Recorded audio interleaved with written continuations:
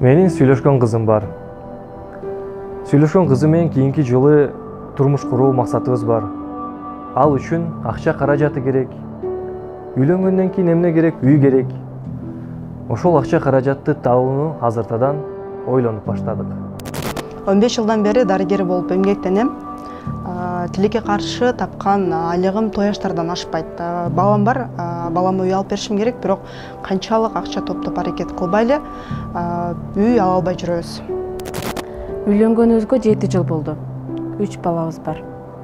Балдарыбыз менен батирден батирге көчүп жүрө берип, эмнегедир аябай чарчадык. Күйөөм экөөбүз акча чогултканга көп аракет кылдык. Бирок эмнегедир иштетилип кете берет. Жашоом 4 дөңгөлөктүн үстүндө эле өтүп жатат. Машинаны да ижарага алып минем. Тапкан акчанын баардыгы эле ижарага кетет. Өзүм машинам болсо гана акчаны да топтоп алмакмын. 40 жыл айлыкка иштеп жүрүп пенсияга чыктым. 2 уулумду үйлөдүм. Бирок 3 үй беле бир үйдө турабыз.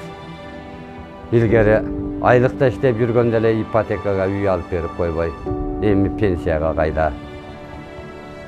Өмүр өткөн сайын жүрөк ооруйт. Санаа келсек, мындай санаалар ар бир үйдө кездешет. Кыймылсыз мүлк автоунаа же жеке бизнес ачуу үчүн чынында эле каражат топтоо кыйын. Ал үчүн Ислам каржы кооперативи сиздерге жеңилдетилген акча топтоо программасын сунуштайт. Кененирээк маалымат алуу үчүн биздин номерлерге жана соц баракчаларыбызга кайрылсаңыздар болот.